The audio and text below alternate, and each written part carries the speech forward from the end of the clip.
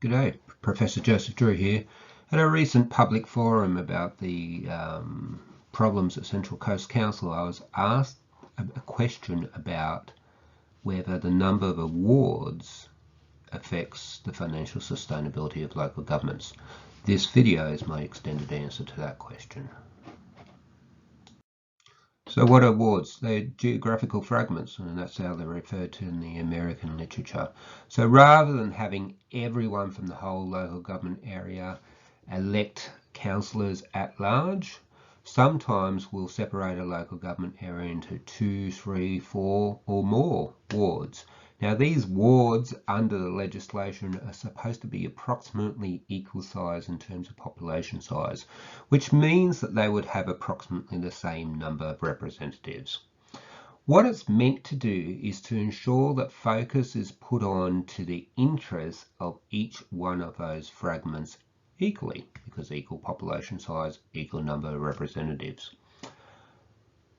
That's good in one sense, but we would hope that our mayors, our deputy mayors and all our councillors are concerned about the whole local government area anyway and wouldn't be neglecting any particular geographical fragment.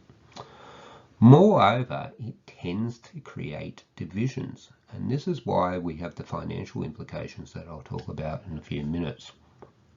It's often employed following amalgamations that ward structures will be set up, and that's a really bad idea, because all you're doing is reinforcing divisions amongst the newly created local government area, where the whole objective is to get people to think about things as being one united whole. So the reason why we mostly do it is a really poorly thought out reason.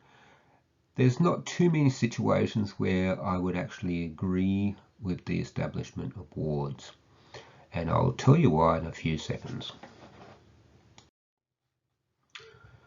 The political theory was developed by Weinglass and Shepsley back in the 1980s.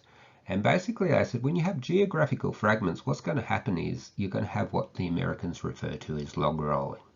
So I might be a councillor in one particular ward and you're a councillor in another ward. Before election, we've both got to show the community what we've done for them. So I need a win for my ward. I need some new piece of infrastructure or new program just for my ward. And you need exactly the same thing. And what's going to happen, whether it's done explicitly or implicitly, is I'm going to more or less say, well, you can have your win, provided I get my win.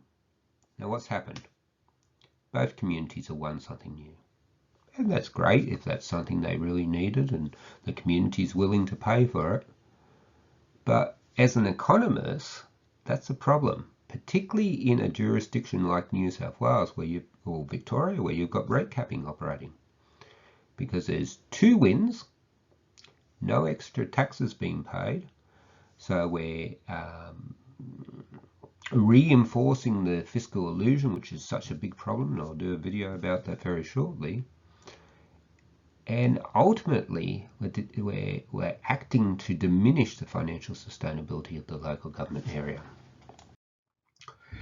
And the extra cost from this log rolling is quite significant. There has been studies done before, and I'll talk about them in a minute, but I did a study back in 2016, it's not that many years ago, 4 or 5 years ago, based on a long panel, many years of data from Victoria, where they have a good mixture of undivided and fragmented wards.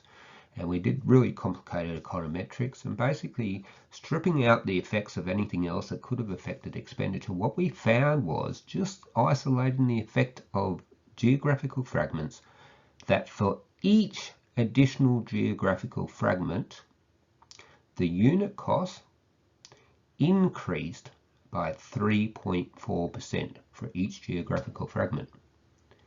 That's a really large cost.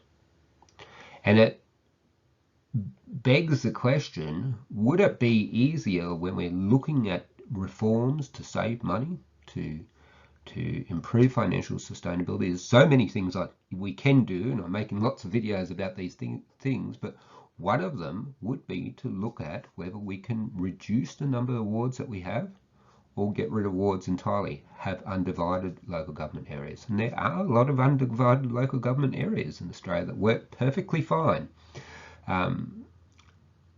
There are disadvantages. There are some slight representational disadvantages, but there's lots of advantages. It's a more united council with a focus on the whole local government area rather than all being in little tribes focused on parts of local government areas. So that's a big benefit. And there's a significant cost benefit. You can see 3.4% per geographical fragment. Now, my study is not unique by any stretch of imagination. This law of 1 on n, which is the theory behind this, there's many studies done on this, usually at the national level. So you'll look at states in America and things like that. It's a typical study. But there are other local government studies, and we've got them ranging from 1.6 to 4.4%. So look, on the whole, wards do cost you extra money. And what you need to consider when you're deciding whether you want less wards or you want to keep your current ward structure is, what other things are you having to give up in order to keep your ward structure? And the second thing you should be thinking is, could we have a more united council focused holistically on the local government area? And would that be better for the community? Would that heal the community? Would that drive the community's prosperity and flourishing further if we were just united on the whole local government area rather than set out and divided into little tribes, each focusing on parts of the local government area? So in conclusion, for my friends in Central Coast who have been having this proposal put up to them to reduce the number of wards, first of all, I wonder why we're spending $1.75 million, I believe it is, to look at this issue. Second of all, I wonder how anyone thinks that citizens can make good decisions without this sort of information, which is why I put up these videos. But my suggestion probably is, particularly if you intend to continue to battle to keep this amalgamated entity as a whole, as we looked at, you've got some significant financial problems, and would probably be easier to deal with two smaller messes than one huge mess, which is what we have at present as a result of the amalgamations and the actions that followed the amalgamations. But if you really want to stay amalgamated, well, getting rid of ward structures is probably a good thing. It'll heal the divisions, it'll reduce your costs and go some way towards meeting that big gap that was opened up due to audit failure, systems failures, and failures by the original administrators. So it really depends what your objective is the answer. And I hope that's answered your question. Thank you very much for your time. Goodbye.